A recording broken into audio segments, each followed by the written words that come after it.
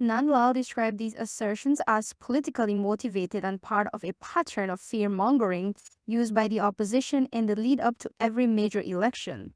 Nandlall further noted that the opposition has failed to provide evidence to support its accusations and highlighted the government's efforts to strengthen democratic institutions, including the electoral process. The AG also pointed to past electoral controversies involving the APNU AFC coalition, referencing the 2020 elections and the attempted manipulation of results that drew widespread local and international condemnation. As the country prepares for a general election on September 1, Nandlall emphasized the importance of focusing on development policies and governance, rather than what he calls baseless political distractions. In all of this, from 1968, the victim of the electoral fraud and rigging has been the PPP. Up to 2020, the attempts were being made to take 160,000 votes from the PPP and give it to the PNC, APNU, AFC. That was the magnitude and thrust of the fraud. So again, the PPP would have been the victim. Against that historical backdrop that every sensible Guyanese know,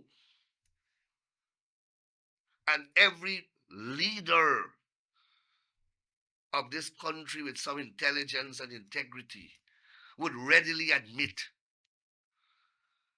why would you go and make a statement like this, that we will not allow them, the PPP, to rig elections? That is the type of ludicrosity, the brazen level of stupidity.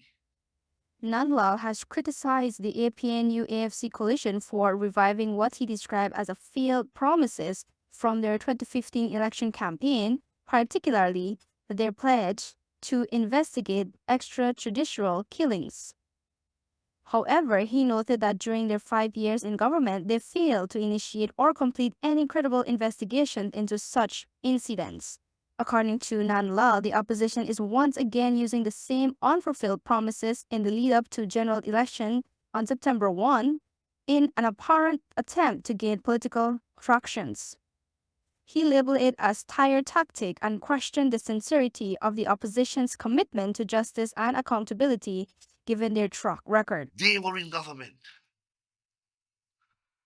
David Granger, the president, on the 5th of December 2019, while appearing on a Hits and Jams radio show, Hot Seat, cited the lack of evidence and witnesses as the reasons why inquiries have not been held into the killing of persons following the 202 jailbreak and the ensuing crime waves.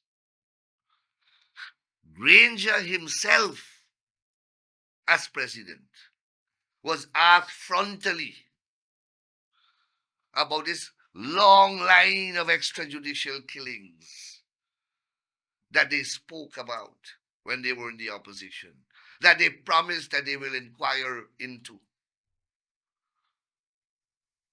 And here it is, 4 years into his government, he is admitting on a national radio show that there is no evidence of the same extrajudicial killings. Rhetoric, Guyana TV9 News.